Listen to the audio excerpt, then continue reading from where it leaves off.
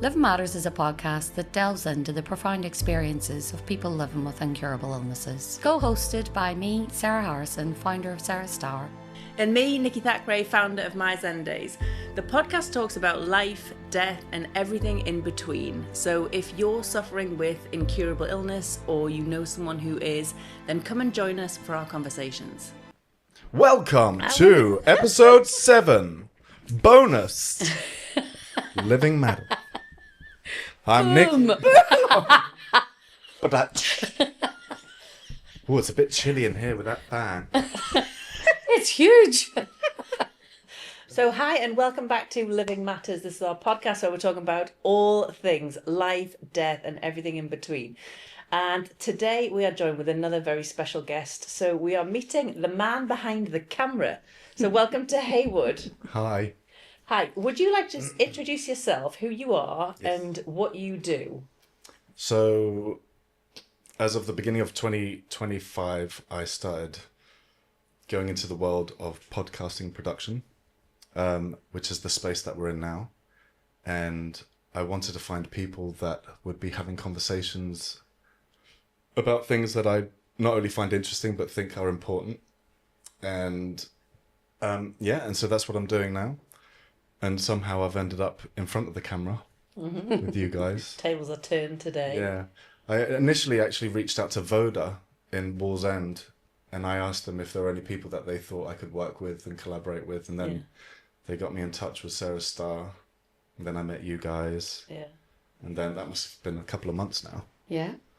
It's And been then- about 3 months. Yeah. And now here we are. And now here we Here are. we Yeah. are. And it's It's- very exciting and things are happening. And like the idea that I had at the beginning of this year of actually creating a space to have conversations and recording it is actually, Come to life. yeah. And so I'm very grateful.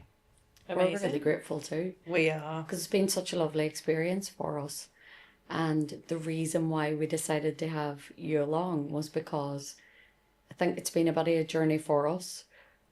But we recognise that it's been a bit of a journey for the three of us, really. Yeah. And listening and learning.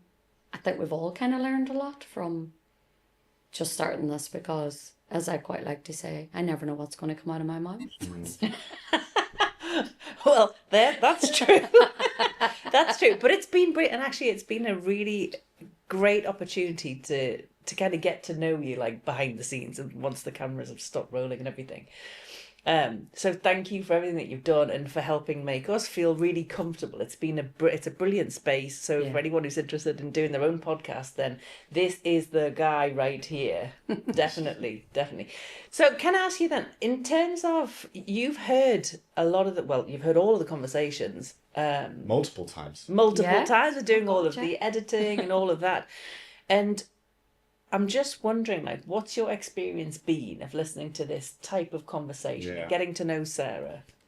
And Nicky. Yeah, but it's really all about you. Yeah. No, yeah, and the guests, right?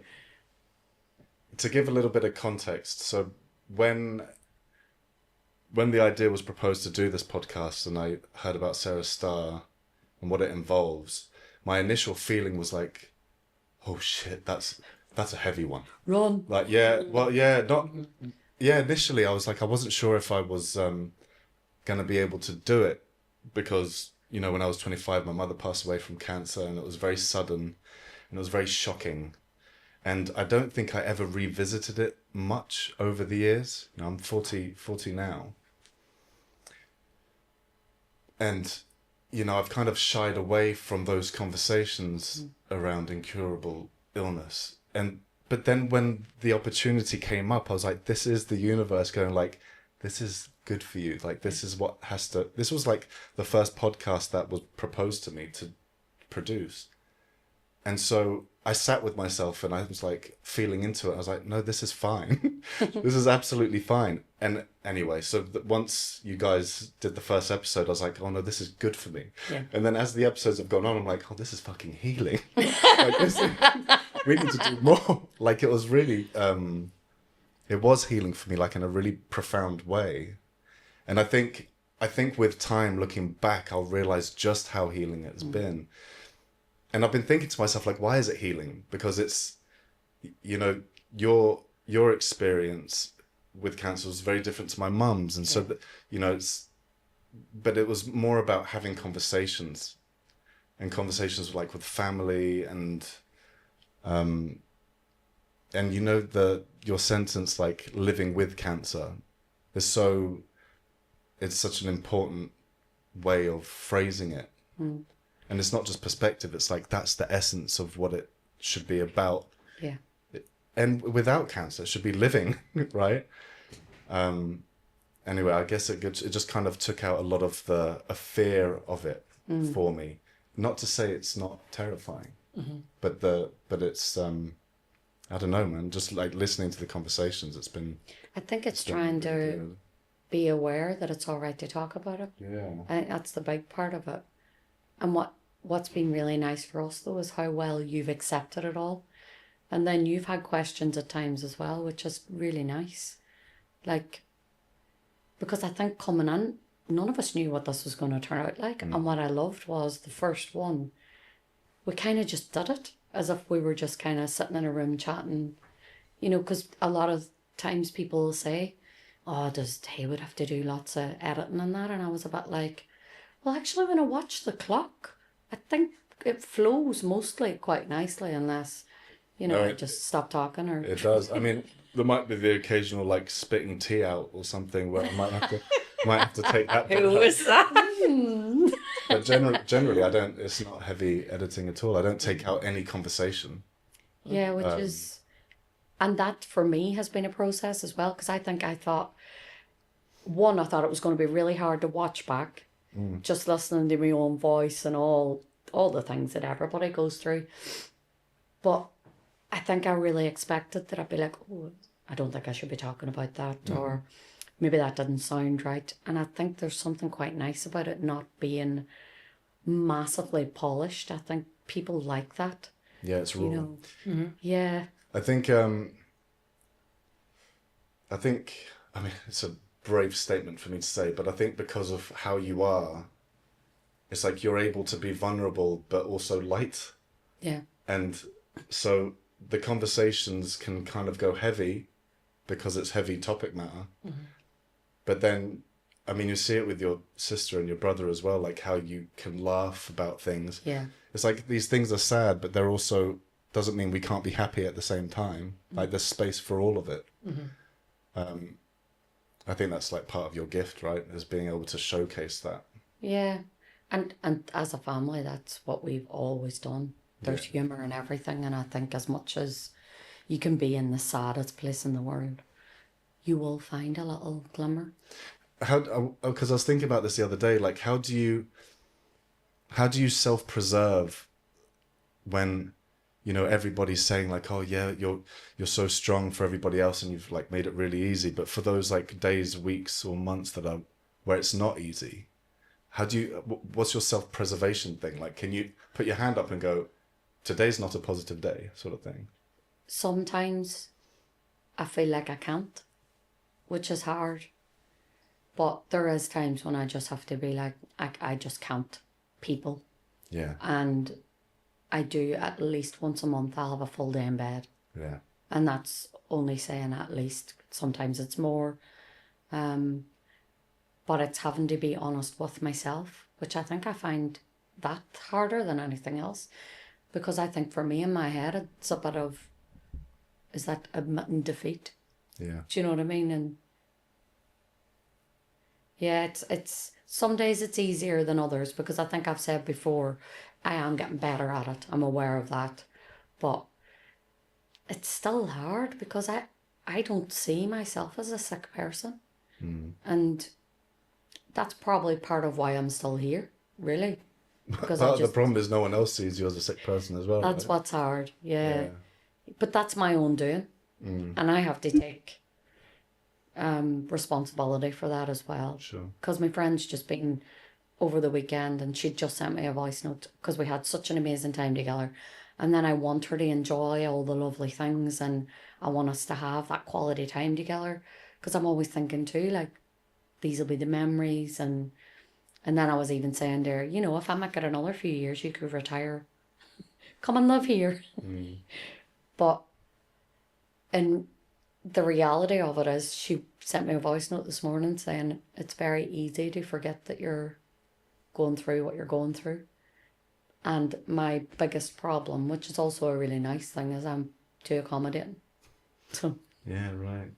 it's, do you know what I mean? It's a gift, and it's also not. Yeah, and challenging. Yeah. Well, it does, like, as your friend, it feels a bit like a double-edged sword, because on the one hand, you've got the most amazing attitude and so positive, but then it's very easy to just look and think she's fine, it's fine. Yeah. You know, and you sort of forget the gravity sometimes. But I think I do as well.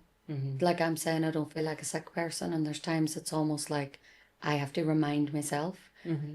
But ultimately, it's having kids. They Yeah. ground you there. Like, I have no time for this. Like my tea. Yeah.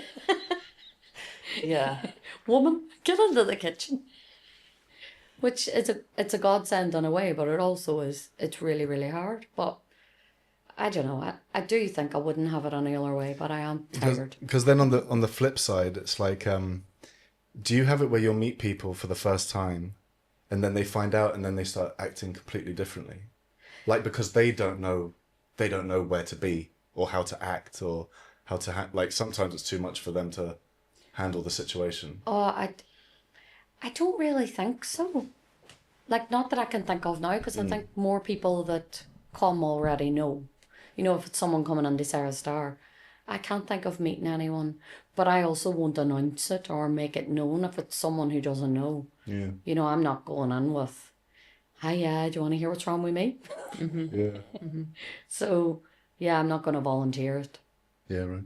I don't know, it's weird. I did an interview recently, and the guy said to me, maybe sometimes there's just some bits you want to keep back just for you. And I thought, not everything has to be out there all the time. Yeah, it's true. It's, yeah. I love a good overshare. Well, have you ever felt like, because you know you get that kind of like the vulnerability hangover thing about like, I feel like I've shared a bit too much and I wish I hadn't said it. Do you ever, because you are constantly, because of the nature with the charity and everything, you're constantly talking to people about your story and how it feels and everything, and it's all so intimate and personal to you. But I've done it in a very gradual way. Mm-hmm.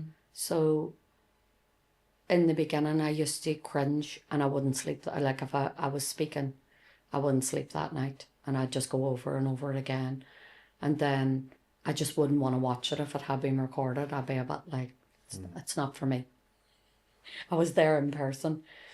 But now I think I've kind of gradually done it in a few different ways. And it's very different when you're on a podcast because you forget. Mm-hmm. That's why it has been really nice for me to be able to watch things back. And I think it's helped me to be a bit more comfortable. Mm-hmm. And what it's really helped me with is recognizing how important the message is. And that really it isn't about me, it's about that message being out there so that other people know that they're not on their own. Yeah. And ultimately, that's what all of this is about. Because I really don't cope very well with huge compliments and the word inspirational and things like that. Make me a bit like... And, you know, when you look at people who are really big out there for, you know, doing amazing things, I've always wondered about how do you not let it all go to your head and let your ego take over, and do you know what I mean? Is there a time? And I never want to become that type of person, and I honestly don't think I will, because I think I have this thing where I always see myself as the little girl who grew up in a council estate in Northern Ireland, and that's where I came from, and I don't ever want to forget that lives in my heart. Do you know what I mean? And I think it's too... Life's too hard to become an arsehole.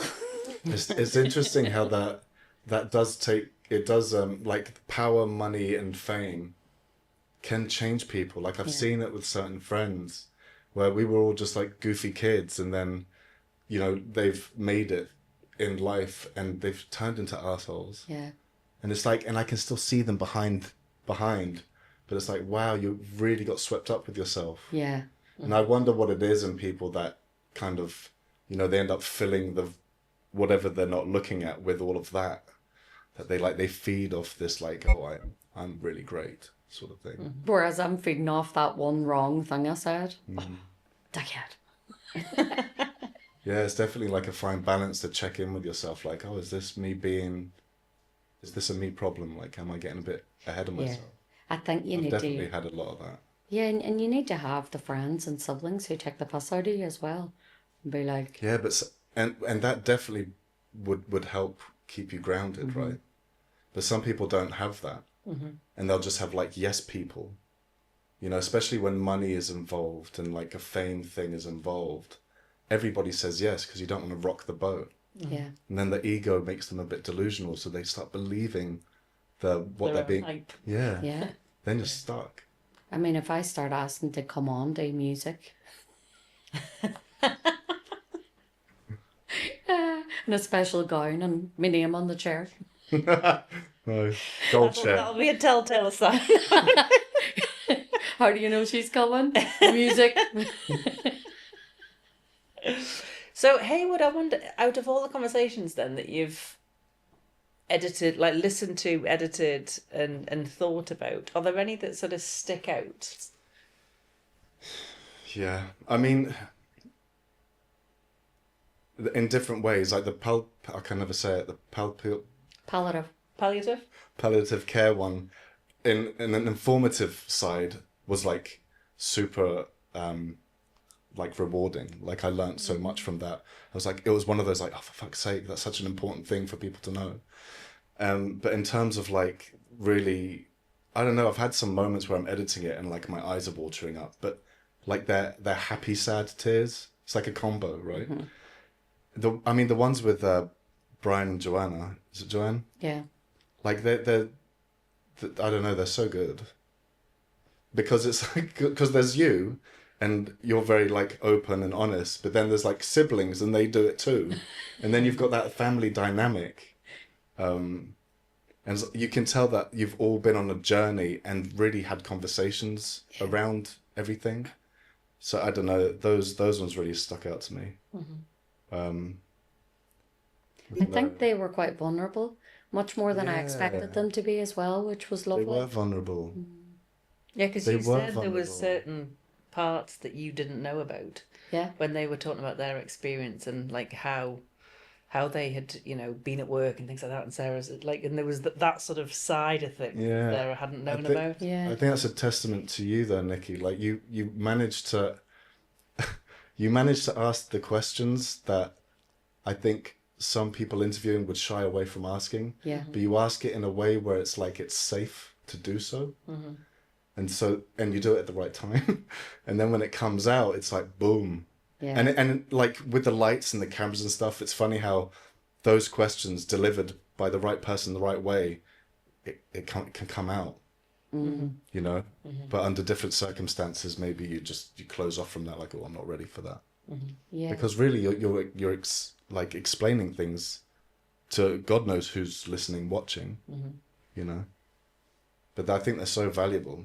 Because even though like every family and like friend circle and everybody's gonna have different experiences, but I think everyone can relate to a lot of some of those conversations. Yeah.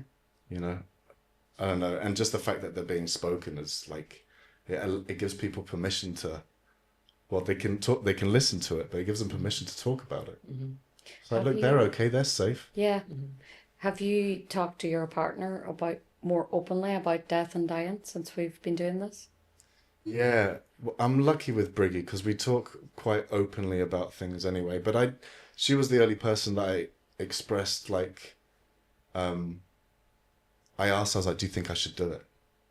And like in typical Briggy fashion, she's like, well, how do you feel about it? I'm like, fuck's sake. And then that's when I sat with it and I was like, yeah, no, I think I'm ready. And she was like, you should definitely do it. Yeah.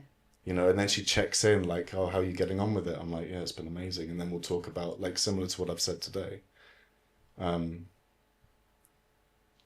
yeah. But even that's like the ripple effect. And that's what I like about this, because I think it is important to share these topics and have these conversations. And I think with a podcast, it doesn't matter if someone listens to this in 5 or 10 years. Yeah. It's about It's going through a timeless. really raw situation and then recognizing that if you actually talk about it, where you can potentially end up. But Yeah. it's led me and Brian and Joanne as well to go away by ourselves a couple of times a year. Sometimes it's a few times a year, sometimes it's once a year. We'll have a weekend. But one of the weekends we ended up in Kielder, and there was a what do you call it? All the power went out. So Yeah. so Joanne was going to kill me because I didn't realise, and I took her portable charger, charged up my phone after. It's like Trudy Sarah fashioned. She was like, "Who had this?" And she was reading a book by candlelight. Bless her. But we ended up, I think, in a situation like that so that we could talk more, because there was nothing else to do than really have conversations. And then we went out in the pitch black, and there were so many stars in the sky. Nice. Like, just, we had these really beautiful moments, which almost feel like they were just meant to be. And I do think, had this not happened in our life, I'm not sure we would have started doing that. Yeah. Because it's always you don't know what you've got till it's gone, or you just keep pushing on with life, don't you? Yeah, I think with like in the world of social media and like distractions, we forget to be intentional about things. Yeah. And that was always like with the podcast studio. That's why when I felt into it, I was like, this is a good idea, because people are coming to have an intentional conversation, like one-on-one or like 3 or 4 in a room to talk about something. And there's no escaping it. You know, you're there to have a conversation about this one thing. And if you're lucky, you've got friends and family where you can have those conversations. But generally, we're all distracted by life and social media. So I think that intention is nice. And sometimes like a power cut is what we could probably all do with. Yeah. You know, we've done it once. So I'm not going to say we've integrated this into our life. But at home, we're trying to do like every now and then we have no screen time all day from morning to the evening. We've done it once and it was amazing. We should do it more often. Why was it amazing? Because in any of those like uncomfortable moments, and I think we have them hundreds of times a day, instead of just reaching for the phone, or instead of, you know, Bella's just turned 6, sometimes she's difficult, we homeschool, so we're with her a lot. Instead of just turning the TV on, like she has that afternoon screen time, it's like we're all with each other, so we're facing all those little micro uncomfortable moments. But on the other side of that, it's always more connection every time. So first thing in the morning, Bella will usually wake up and then she'll put on the TV. It's not a great habit, but that's what she does. And it gives me and Briggy time to get up and have our coffee and stuff. Yeah. But that morning, you know, she started playing with her toys, you know, and I got involved because I didn't have my phone to quickly flick through. So it's like, so what shall I do with my time? It's like, oh, be present. That would work. Yeah. And then all 3 of us are doing, like Briggy loves to go on a tablet and read, but she wasn't doing that. So we're all more available to each other. Yeah. And I think, you know, before screens, we were probably all more like that as a society anyway. We were more present with each other. Because you have to be. Yeah. And we're designed that way. Well, we did years ago during Lent, which is a Catholic thing. We decided we'd do no screens every Sunday of Lent. And the first one went well. But we did things like colouring in together. And Alice loved the 3 marker challenge. So you had to close your eyes, put your hand in the bag, and you pick out your 3 colours. And then someone decides what you all have to draw. But they talk a lot more when they're colouring in as well. So it's a good time if you've ever got questions that you want to ask them. It's a good time because they're a little bit distracted and they'll answer more openly. And so it was really lovely. And we played board games, and then it got to the next Sunday and the next Sunday, and it was honestly like they were crying. Yeah. Why can't I have it? Did it lose its magic? But I mean, it did. It had totally lost its. But then there's other times when they would have said, oh, can we do, Yeah. and can we, and one of the ones that sticks out in my mind, I think they must have been 5 and 6, because I'd just been re-diagnosed. We went to London for the weekend, and I decided we'd leave all the tablets at home. And we were on the bus, or the train, and I was just like already thinking, oh my God, what are we going to do? Yeah. How are we going to keep them occupied? Yeah. And in the end, I spent my time on the way to London doing word searches for them, sitting, drawing all the lines, writing all the letters. Were they entertained? Yeah, they were, but oh God. You definitely have to make a plan for those days, right? You have to be willing to doing- be involved in everything that they're doing. Yeah. Yeah. And it is exhausting because they've got a child's energy and you don't. Yeah. And I think you really start to recognise how much you go on your own device. But as well as that, how much it takes out of you even to think up things to do. Yeah. Like hats off to you for homeschooling, because during COVID, my two used to line up as well as if I was at school, one behind the other, waiting with their book, and I'd be like, I don't want to be a teacher. Yeah, the one thing that I learned, and Briggy's much better at doing this with our Bella than I am, is that when she's bored, Briggy just like holds space for that, and she doesn't solve it for her. She doesn't give her something to do. She just acknowledges it and allows her to figure it out on her own. Yeah. And she's great at doing that. And granted, she's with her more. But when she's with me, like generally Friday, Saturday, Sunday, I'm crap. I'm like, okay, well, we can do this, or this. Like, I don't want to do that. Yeah. And it's like, Yeah.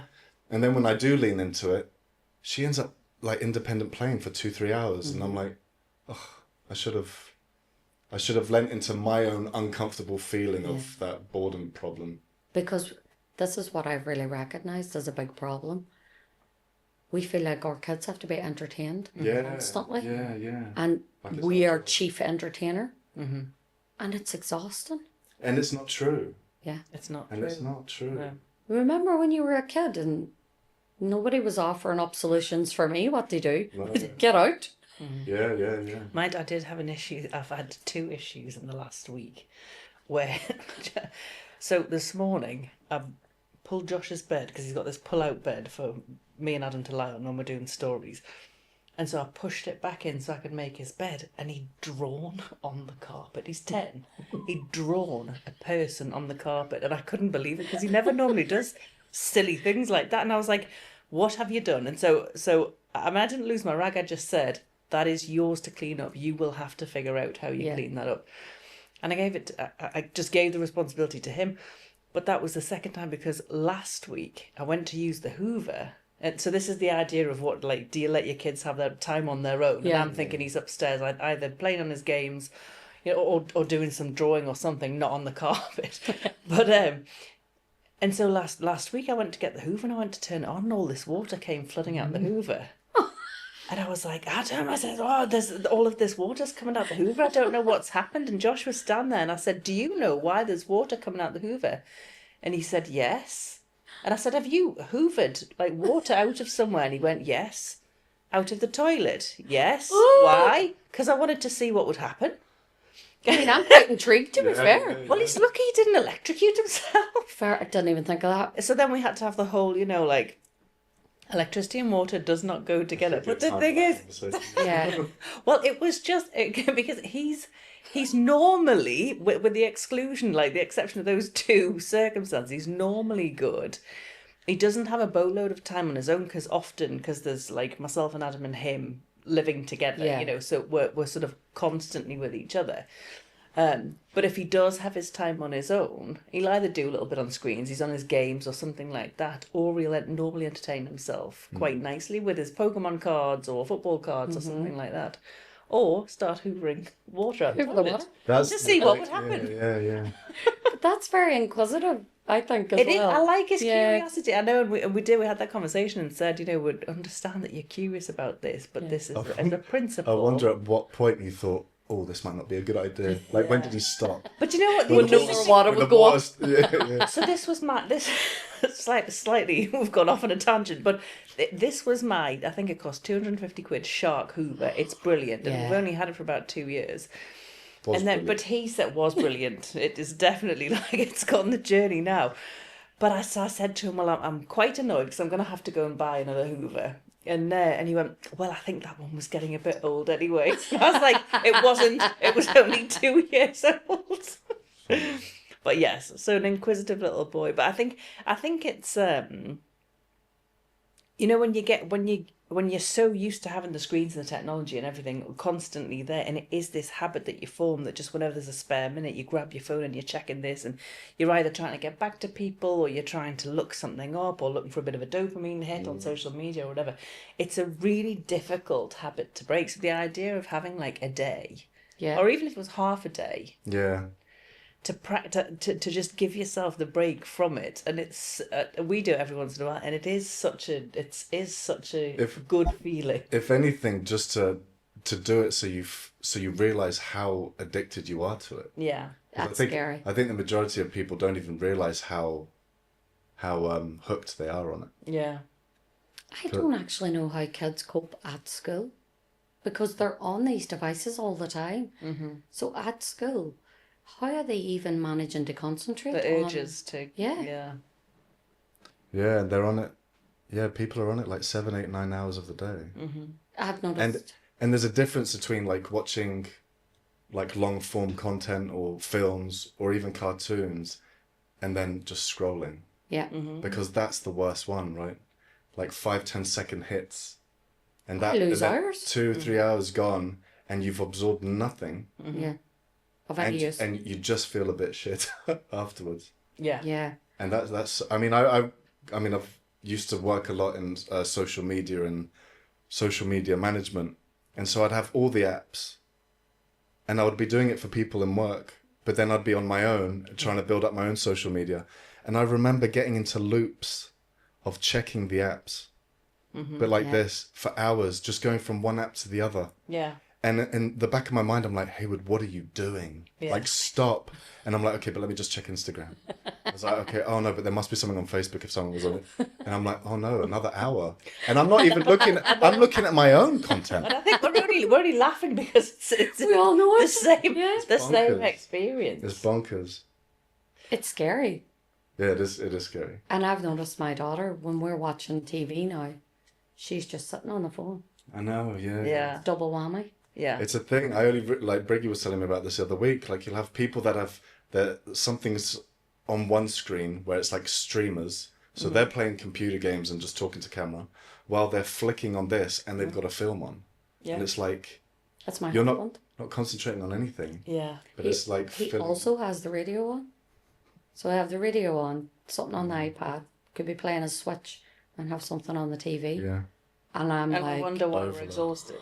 Yeah, my exactly. God. It's just that's it's overdrive. too much. Yeah, it's too much. Yeah, it It's is. too much information. but you too see, much this is what stimulation. worries me. People are afraid to be alone with their own thoughts.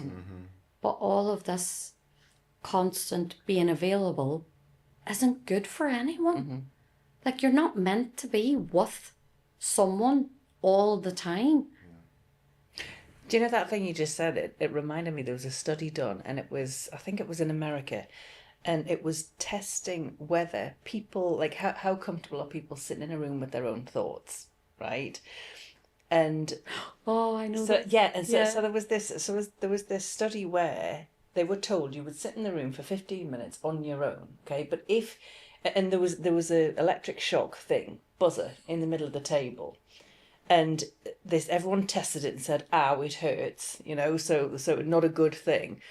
But actually, when they did this experiment and they left people in the room, each of them in a room on their own for 15 minutes, people were so uncomfortable with just what was going on in here that they started giving themselves electric shock. And it was something like 60% of the men, or 66% of the men, gave themselves electric shocks purely for something to do because they were so bored out of their brains.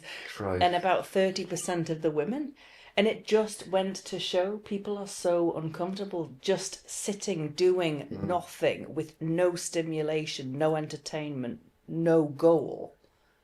you know? And They'll take the stimulation even if it's pain. even if it's painful, Yeah. even if it's a painful electric shock and you just tried it before and you said, actually, and a lot of them had said they would pay money to never have to experience that shock Yeah, again. right. Wow. I know. That is It's crazy. crazy. But that It's says it crazy. all, doesn't it? But it says a lot about your ability to kind of, like, as you were saying before with your words, like sit with yourself or be with yourself and be okay with the fact that nothing is happening right now. Mm-hmm. And I remember, like, before I got into kind of meditation and mindfulness years ago, that was me, because I the last thing I wanted was to have to sit and face up to, you know, what I felt was going on inside of me, because Yeah. it just felt like it, you know, they say it's like a wild animal in your mind until you learn how to calm yourself. And so if you're scared of the wild animal, you know, you will do anything, including giving yourself multiple electric shocks, to not have to face it and to run away from it. But actually, you know, my experience was, once you face into the wild animal, you realise it's not that wild. Yeah. Nothing bad's really going to happen. And then you can adjust your relationship with yourself on that basis. And It's be part of the calmer. growth. Yeah, for me, what helped was always, you know, just, you know, the saying, like, you are not your thoughts. Mm-hmm. And, like, I'll sometimes forget, but that's what's usually gotten me out of a dark place, or if I'm struggling, because I have a tendency to spiral and ruminate on negative things. Mm-hmm. And then to remind myself, like, no, just observe the thoughts. You don't have to be in the thoughts. And they are not you. You don't have to feel everything. Yeah. You can observe it and be like, oh, that's interesting. I always use those phrases like, oh, that's interesting. Oh, yeah. Because now it's like, not that you're trying to intellectualize your thoughts, but you can just observe it instead of feeling like the fear. I mean, I've always had these like cycling fearful thoughts about Bella getting sick. That was like the one thing that used to really fuck me up. Mm-hmm. And now when I have those thoughts, I'm like, oh, you haven't had one of those for a while. That's interesting. Mm-hmm. And then there's another part of my brain that's like, please fuck off. Please fuck off. I Is was it going working? to say, do you ever say that's interesting and it's like through gritted teeth? That's interesting. Yeah, sometimes it feels like work. Mm-hmm. But it's always better than being at the like mercy of my negative spiraling thoughts. Mm-hmm. And catching it before it gets too bad. I went through these like, it was like a phase right up until maybe 3 years ago where I'd spiral into negative thoughts, and it would last for about a week, and then I'd go flat. It was like my brain's reset, and then I'd go flat, and then I was like, I wasn't depressed, but I wasn't anything. It was like my brain just flattened. Mm-hmm. And then I'd sometimes wait 2 days, 3 days, sometimes a week, and I just wasn't there anymore. And then I'd come back and be like, oh God, that was exhausting. Mm-hmm. And it took me ages to realize it's those spiraling thoughts that create that. Crash. You know, and depending on how ferocious the spiraling thoughts are. Mm-hmm. It's like, if ever, me and Briggy don't really argue now, but we used to argue in the first few years that we were together. Then every time we'd have an argument, I'd go flat for like 3-4 days, because it has such an impact on my nervous system. Well, it is, because if you were like a car, it's like sitting revving the engine at 100. 100 miles an hour, like powering down for just hours on end, and eventually it's just going to exhaust you. So I think when you're spiraling and when you're getting the surge, aren't you, of sort of like the whole fight or flight thing, and it fries your nervous system. It does. And that explains why eventually it kind of trips a switch and you're like, right, I'm exhausted now. I'm gonna be And then flat it's just out. flat. And I think a lot of the arguing stuff is because 9 times out of 10, or maybe every time you have I have an argument with someone, it's never really about them, right? It's like unresolved stuff in me. But the argument always like is so loaded with past negative experiences that have not been looked at. Mm-hmm. Like that's why I'm arguing, because I haven't figured this out yet. Yeah. And so then when your nervous system's getting shot to shit, it's because of all the other experiences in the past, like from way back when. Mm-hmm. So you're feeling like, 38 years worth of stuff. Have you heard? at So that Jordan time. Peterson talks about this. Have you heard, do you know Jordan Yeah, Peterson? yeah. And his analogy, it's brilliant. It's along the lines of, imagine you're in a bed, you're in your bedroom and you've got your bed and you've got bits of furniture and stuff, but in the floor there's holes in the floorboards, but there's a carpet on top of the floorboards, so you don't know where the holes are. And this is like it. So you're whack-a-mole. walking. Well, it is. It's like you're walking around your bedroom at any minute. You might fall through a hole, and it's exactly this concept of like where there's unresolved holes, if you like, unresolved problems that you've had or issues, and you didn't quite get the resolution, or you haven't worked through to the resolution. They're the holes in your bedroom floor, and so it's a case of sometimes pulling the carpet up, Take a look at those. take a look at them, Yeah. and fix them one by one. Yeah. Whatever the issue is, like it will repeat. It will come back in different forms until you've recognized it and changed it and changed the pattern. And it often comes back harder than the time before. Like the universe has a funny way, like in my ideology of it all, of like bringing it back really hard every time until you sort it out. Yeah. It's like there's no escaping it, or you're gonna take it with you to the grave. Which a lot of people do, right? Because some of the stuff is really hard to look at. I think I really don't want to do that. So I've had to have some really awkward situations where I've had to sit in. And it's a little bit similar to what you're saying, but when it comes back and you kind of start to recognize that if I don't work through this myself, rather than saying, no, but that's because they did this, and this person did this to me, and they've hurt me, so I've got a reason to let all these feelings fester inside me. And I remember having this moment where it was a situation where I felt really hurt by someone that I had classed as a really good friend, and I'd gone through the motions of it, almost felt like the stages of grief in a sense, and I bumped into them, and I had this moment of, do you know what? I'm done.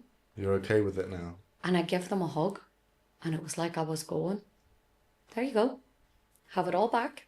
Yeah. You're welcome. Bye. Well, like releasing all Cheerio. of the...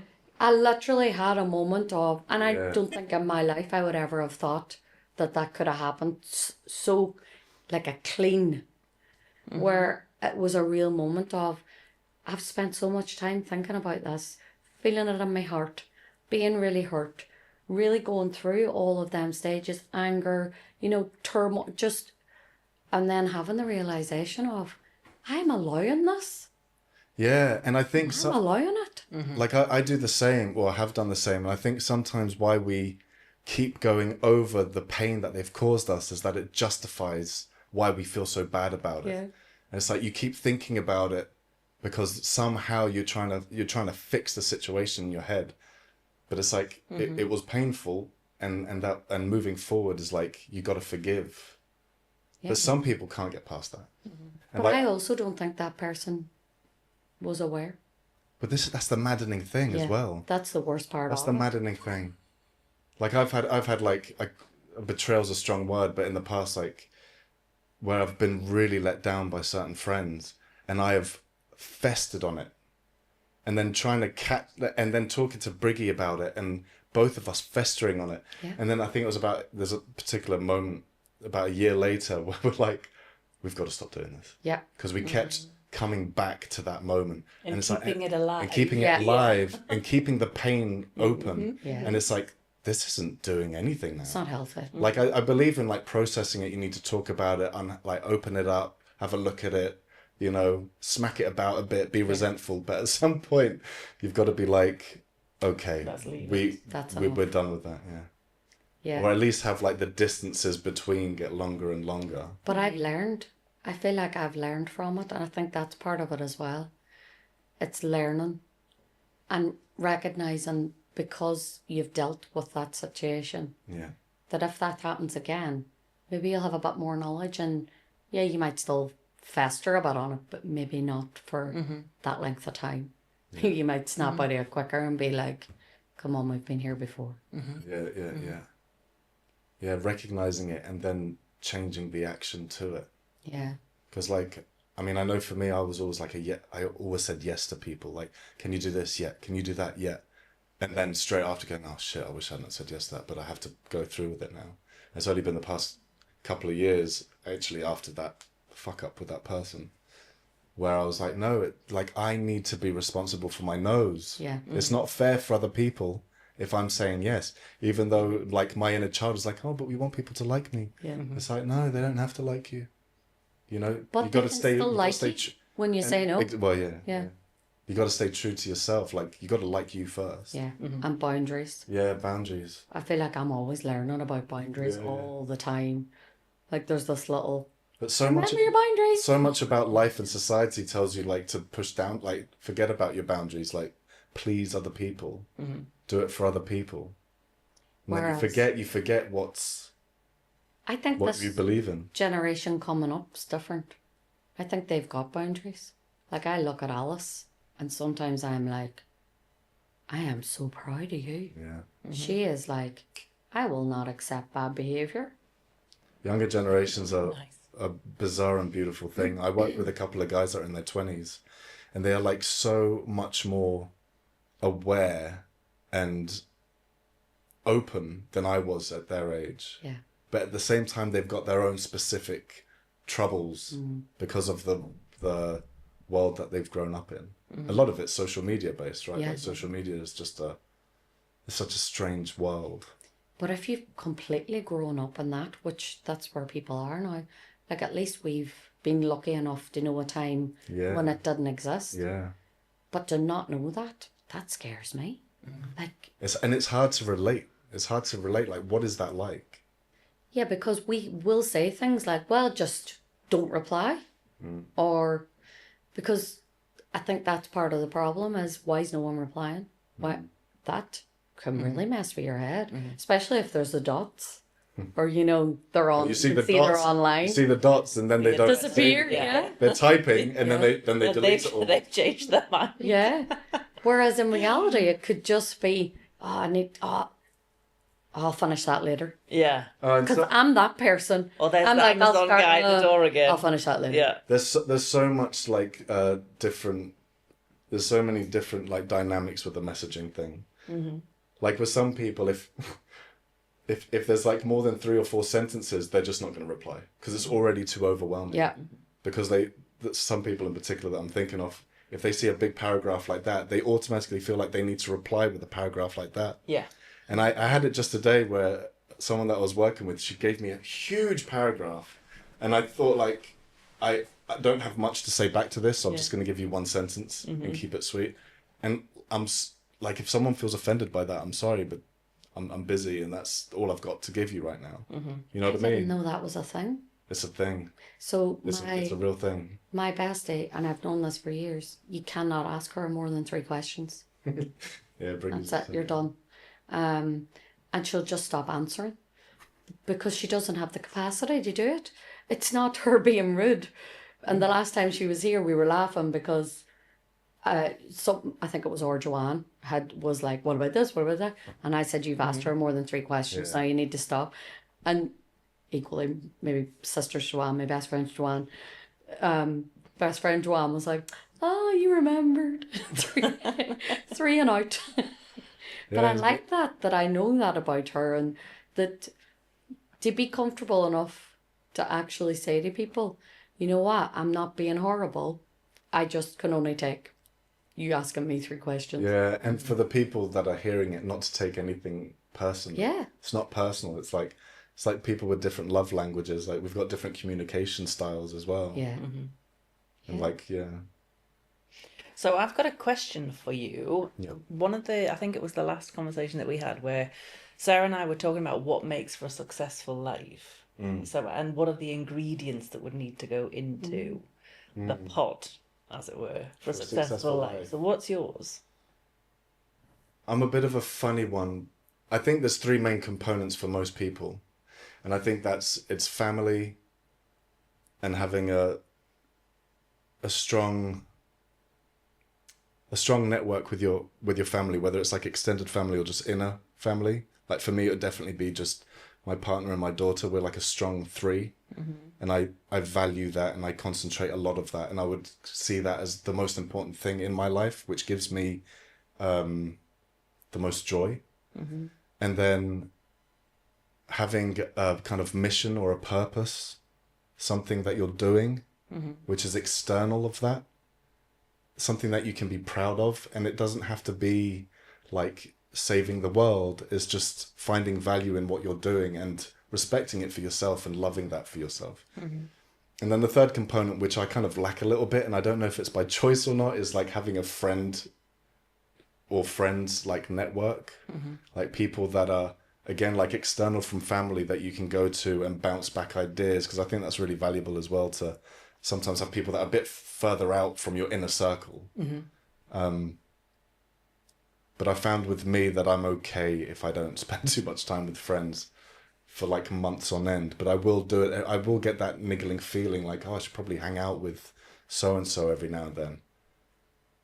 And then I think it's just a variation of those three things. It's friends, family, and having a purpose or a mission. It's not necessarily work. It's like having something to do that you value. And what's yours? It's the studio. Is it? Yeah, it's the studio. That's my absolute purpose. And I only really recognized it about mid-2024 when I was doing my own podcast. I had two podcasts. I had one going with my partner where we were talking about like being a neurodivergent couple and like navigating the chaos that brings while raising a child, right? Did all of that. And then I did one with guests where it was very like mental health orientated and talking about people's struggles and getting through it or not getting through it. And then at one point I was like, oh man, I love everything about this. Like I was saying earlier, like that intentional aspect of being with someone talking about something. I was like, why don't I do this for other people? As a job, as like my life job, career, I guess. And then I had to make that happen, and now slowly getting there, making it happen. And it feels right, like it feels aligned with what I'm supposed to be doing. And that feels good. So I know that that's a good thing. Yeah. I think that's really beautiful because it took me a long time to realize that you could have a job that you loved. I mean, I always liked my jobs, but until I started doing all the charity stuff, I think I had this that's what I was supposed to be doing. Yeah. Where you don't wake up and think, oh, yeah, exactly. Something that you can feel really proud of. Yeah. For you. Yeah. And I still struggle. Like I still struggle every day sometimes because there's tasks within the job that I don't want to do. But that's also just part of living with myself, right? Like, but I'd rather be doing this than, I don't know, some of the other jobs I've done. Or working for someone else. Or working for someone else, it's difficult. Even in the creative space, working for someone else is difficult. Because it's intimate. Yeah. And it's like, I don't know. I mean, I like to be open and share and stuff, but spending 8 days every day with someone, like, if they grate on you a little bit, if you've got like an overactive mind that spirals quickly, is difficult to navigate. And it eats under your family time then. Because I think it's when you realise too that if you're doing a 9 to 5, you spend more time with your colleagues than you do with your family. And then because you're processing it, you're talking about it all the time as well. Yeah. And it's not always like the fun stuff to talk about. And you're living in that moment while you're with them. So, yeah. Now when I talk about what I do during the day, it's always fun stuff. Yeah. It's cool stuff. Yeah, it's quite Even nice. if it's just cool for me. Yeah, but it's nice to share. Yeah. What do you think? I love the sort of like the simplicity of almost like a triangle there, isn't it? Like family at the top of the tree sort of thing, passion, and then friendships / kind of being Support network. Like support network. And I think that ties into the whole like village thing, like we've realized with homeschooling Bella, the expression, it takes a village to raise a child. Is that the expression? Yeah. Well, anyway, like it couldn't be more true. Yeah. Yeah. Because it's just me and Briggy up here. Like we don't have family and we didn't have friends. And so we are just raising her. It's like, oh my God, it would be like you see in the playground, like the grandparents helping you, like you're like kicking yourself. You're like, oh, that there's parents somewhere at home on their own, chilling. Yeah. And so I think that ties into like the social aspect, you need to have Bella has certain adults that we consider safe adults, which is like a very strong term, but she sees them as like as part of our village, you know, in a 2025 kind of way. And like we feel comfortable with those adults, and she feels comfortable with those adults, and it's like, oh, that's, you know, that's nice. You totally need that, and I think the Northeast is a really friendly place. Like, I think Irish are very friendly, and I think that's why Irish people tend to be drawn to the Northeast as well, because there's a lot of us over here. Yeah. It's nice. But I think it's that sense of community, and that's lovely for you, because you need your own space too. Even as a parent, I do think it's important to have them little moments. Yeah. I'm going to ask you that question from earlier. You know, when you started speaking in public, were you nervous, or did you always feel confident doing it? I think I'm always nervous. Oh, are you? Yeah. It doesn't come across. It depends. Okay, so it depends. Like, I think, so in the past, for different roles that I've had, if I need to stand up in front of a room of like 100 or 200 people and present charts and rag charts and numbers and strategies and things like that, I would feel like quite confident, but there's nerves there, and the nerves would be based on, do I know my stuff well enough? You know, is it perfect? Is all my stuff factually perfect? Is there anybody out in the audience who might know more about this than me, because I'm the one standing here, right? So that was terrifying. That was often what was most terrifying. So there's that, and then there's the other side of things, which is where I'm talking about like the things that I love, my passions, my beliefs, my story, my family, things like that. I'm not nervous in that sense, because no one can tell me that I don't feel like that. Yeah. No one can tell me that, no, Nicky, that didn't happen, because you're sharing kind of more just the truth of who you are. Yeah. But I think, and I've spent a lot of time coaching and training women on like leadership positions, and all of the, you know, doing presentations and all that sort of stuff is all part of that. And there's very, very, very few people that I've ever met who don't feel nerves when they're about to do something. And I think it's because it's all eyes on you, similar to what you were saying before. It's all eyes on you. You know you're being judged, good, bad, or indifferent. And, you know, yes, people might not bother about you so much as you think that they do. But at that moment when you're standing and you're the one that's trying to command the attention or trying to get your message across or whatever it is, you know that you're being judged to a certain degree, and that is nerve-wracking. But I think the more you do it, definitely, you know, the more confident you are. Yeah. Interestingly, though, for me, standing up in front of a room full of people feels a lot different to delivering online. So I do loads of training on Zoom or on Teams and stuff like that. I don't bat an eyelid at that. Yeah. And it doesn't matter how many people are there, because it's me in my room doing my thing. That's fine. I've got no problem with that. It's when it's when you're standing in front of a large group of people. Yeah. And you can feel your hands shaking a bit. You can feel your palms are a bit sweaty. You know, you wonder what your voice is going to do. I always do that, where I'm like, oh, in my head, I sound a bit like, oh, yeah. Can they hear it? Yeah. Or is this just the internal version of it? And I think it's so common, and like my kind of best coaching on it is always just find the real truth in what you're actually trying to communicate and focus on that. And similar to, like, you know, when you were thinking about setting up the charity, don't make it about you, make it about them, because it completely shifts the paradigm. You know. Does it bring you more confidence with each time that you do these like public speakings? Like, do you get to carry something positive from it afterwards? Yeah. Do you know what I mean? Yeah. Like, there's a growth in it, like just doing it. Well, yes, because there's strength comes from repetition. Like, you know, even if you think about how we learn times tables at school and things like that, it's you just repeat, and the more you repeat it, the more natural it feels. You know, so the more you can kind of do the thing you want to get better at, even if it feels a bit awkward and feels a bit jarring, you know, the more that you can practice it, inevitably the better you are going to get at it over time. You might never, you know, be like sort of swimming and feeling 100% confident when you're doing it, but you're sure as hell going to be a million times better than you were if you've put your practice in, and then your reflection on what do I need to change? What do I need to focus on? What do I need to forget about for the next time? So it's that constant sort of like iterative process, isn't it? Of going, right, let me just continue to learn from what I'm doing so I can get better and better incrementally over time.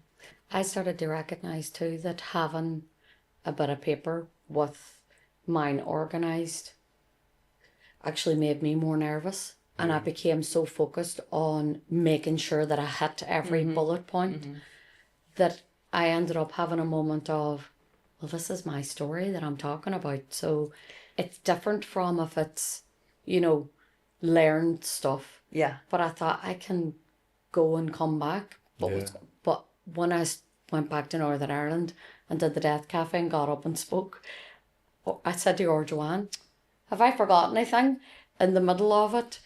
And for me, I've started to recognise too that people are only human. And what I loved, were you at the Death Cafe when lovely Yoga Cat spoke? No. And she was quite heavily pregnant at the time.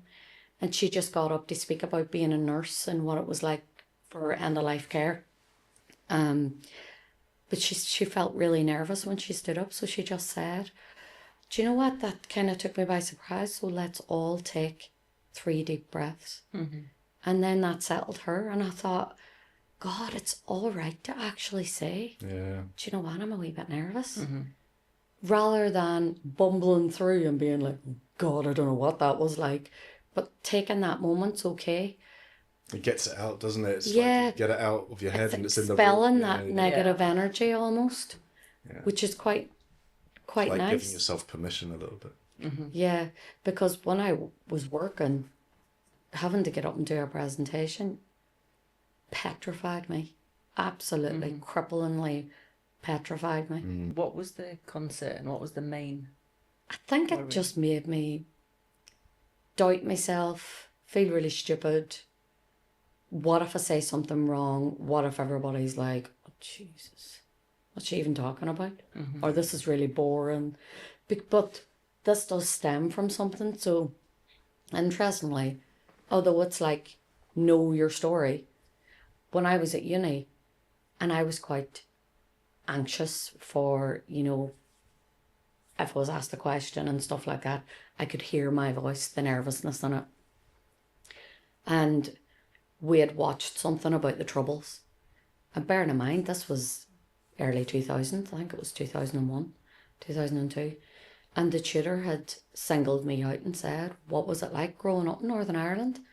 And I said, well, to be honest with you, like after watching that, it is a case of you could be sitting having your Sunday dinner and all of a sudden there could be a bomb scare and you have to get out of your house. And this girl interrupted me and went, well, I don't think so.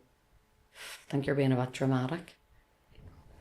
And I didn't have the confidence to say, well, I live there, so why would I lie?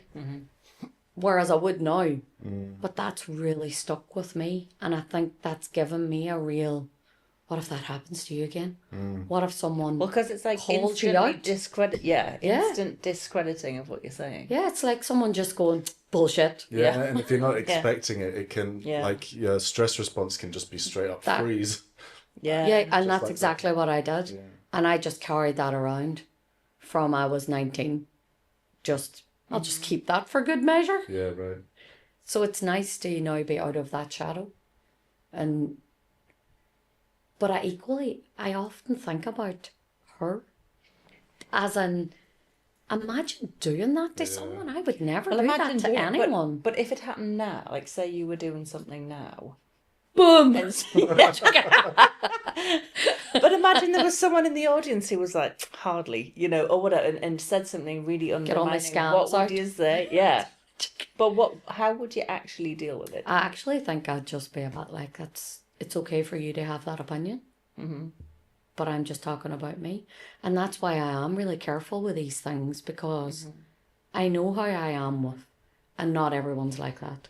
So I'm always quite careful with that anyway, because I don't make a presumption that everybody behaves the way I behave. And it's allowing people that space. But I also would be wondering why they would feel the need to do that when you're standing up. It's coming from some place of fear. It usually comes from some place of fear. Like, she would have said that because in her head, she's like, how can she get up and talk about these things? Like, who is she to talk?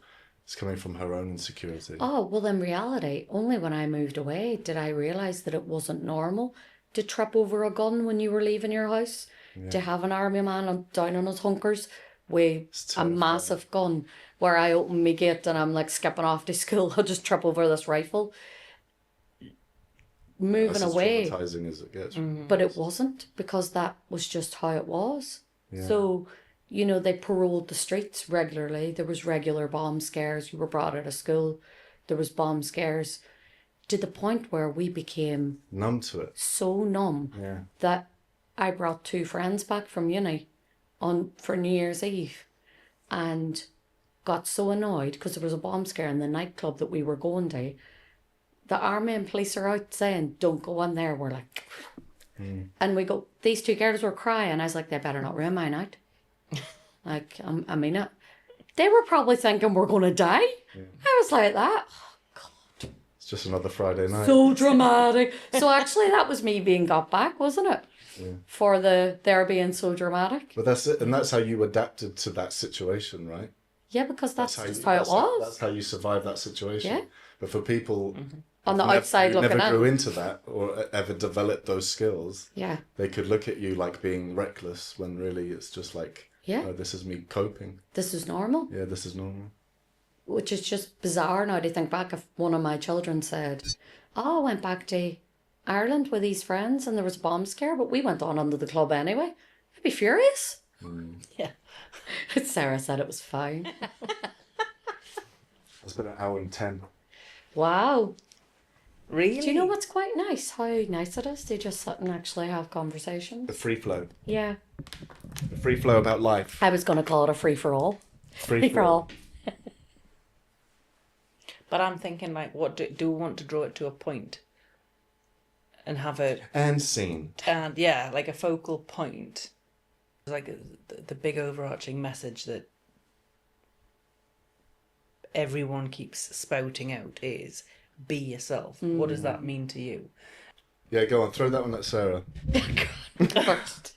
No, it's good, it's good. Say with Living Matters, it's all about life and death and everything in between, and that everything in between, to me, is about how you live your life, right? And there's a big message, and I think it's a part of a lot of the conversations that we have already had, but it's this idea about being yourself and living your life in a way that's really true to you. So if I was to say that to you, like, do you live your life in a way where you prioritize being yourself, not trying to be somebody else, and living the life that's true to you?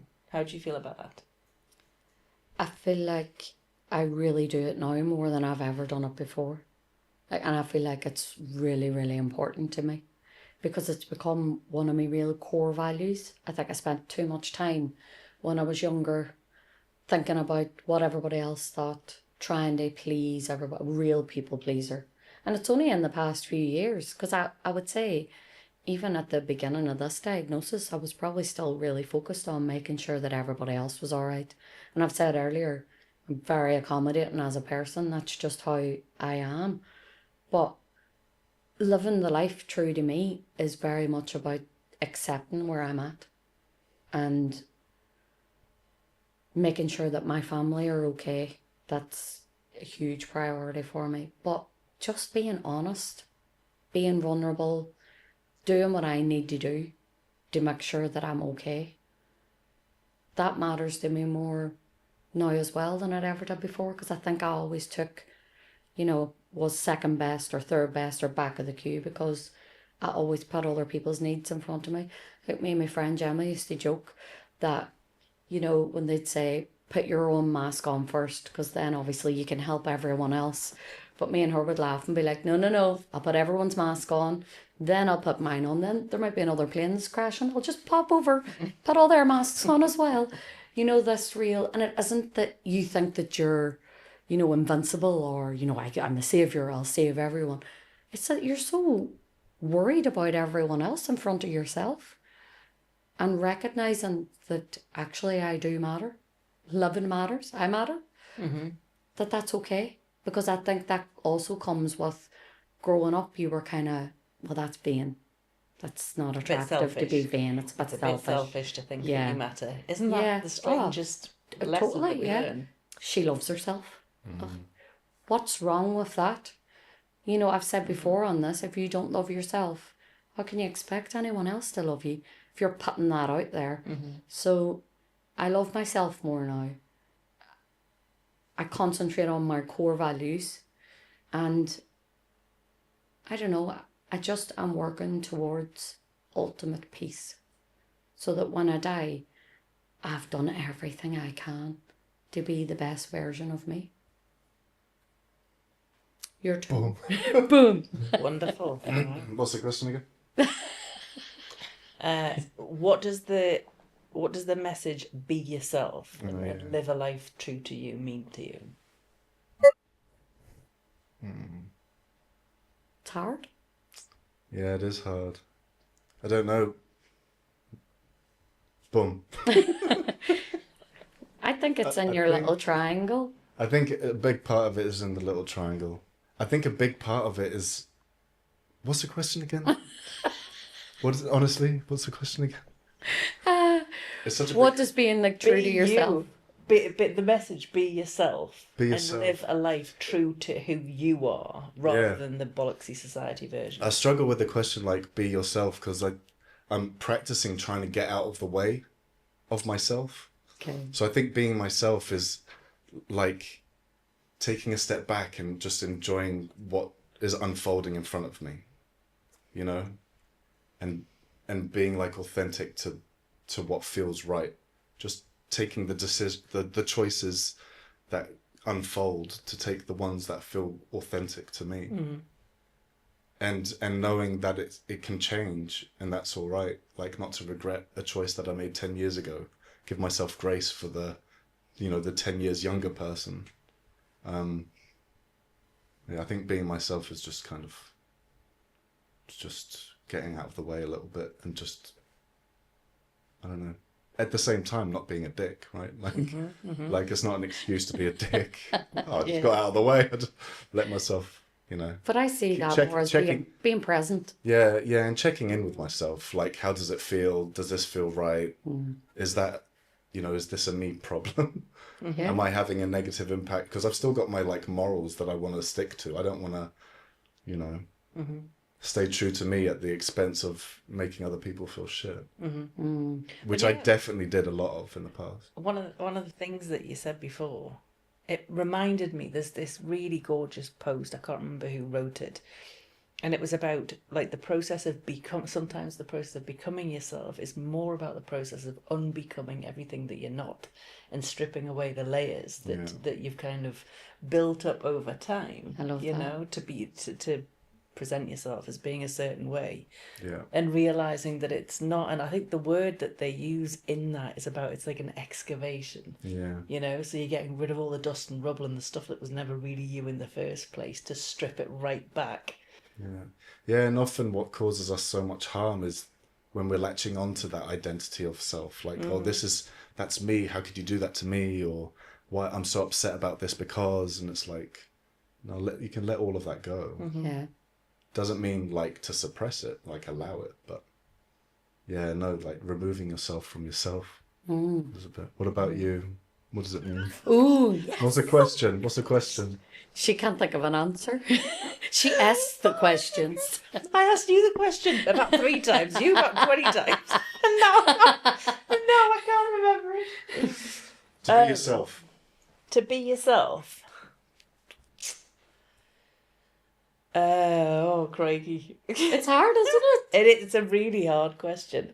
Especially for a question that everybody like believes in, like, oh yeah, just be yourself. Yeah. Be yourself. yourself. What does that mean? What does it mean? Who am I? What does it mean? I'd love someone else to tell me like- sometimes, but you also recognise that when someone else is like describing you, you're like, who the fuck are they talking about?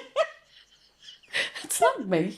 Yeah, but yeah, that's our masks, right? I like that version of me.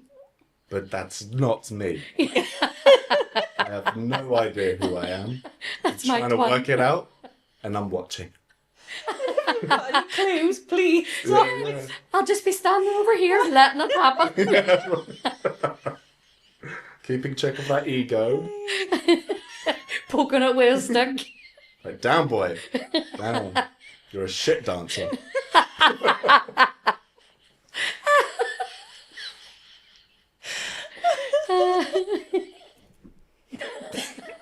Scene. And scene. Yeah.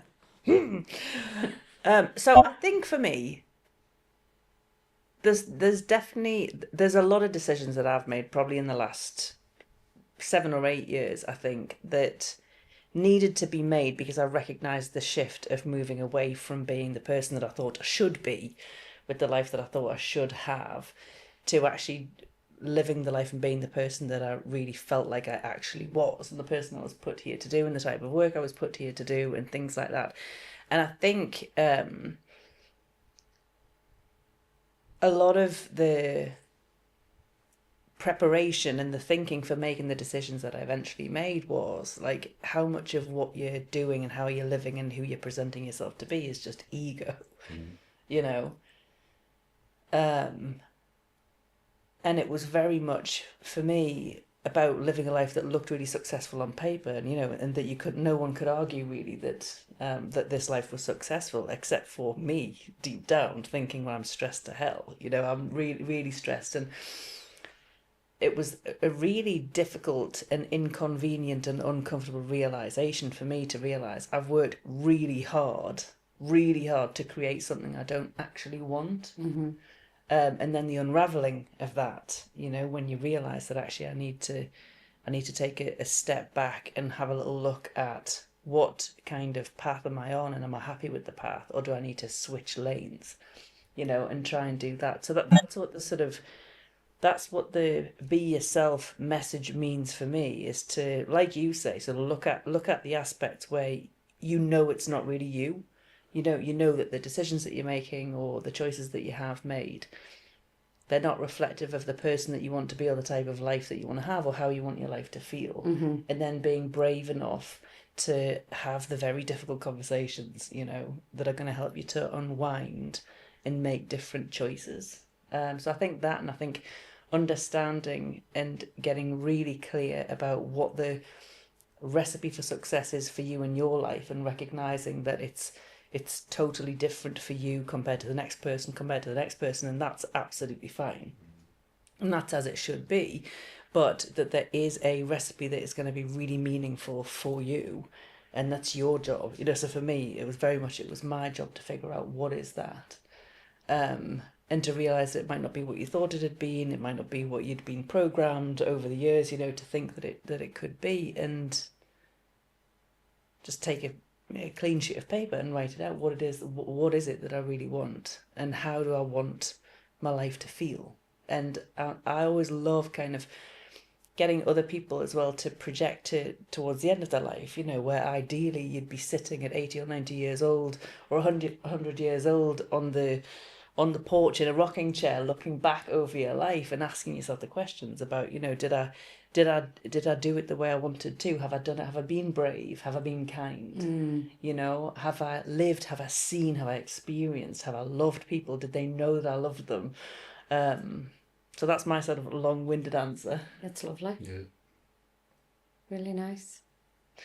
So we would love to hear from you. What does the message about be yourself? You know, because we hear this message all the time, and it's actually not the easiest question to answer, because it makes you look at yourself, you know, well, so who am I, and who do I want to be, and what's the person that I'm becoming? So we'd love to get you to reflect on that and send in any questions, send in any comments, and we would love to hear from you. But for now, thank you so much. Thank you, Sarah. Thank you, Heywood. It's been wonderful to talk to you. And we'll see you next time. Bye. Thank you. Boom. Boom's the new ending. And what does that mean in terms of how you live your life? Oh, you're good at this, Nicky. Oh, she's Good at great, this. isn't For the she? record, fucking mint.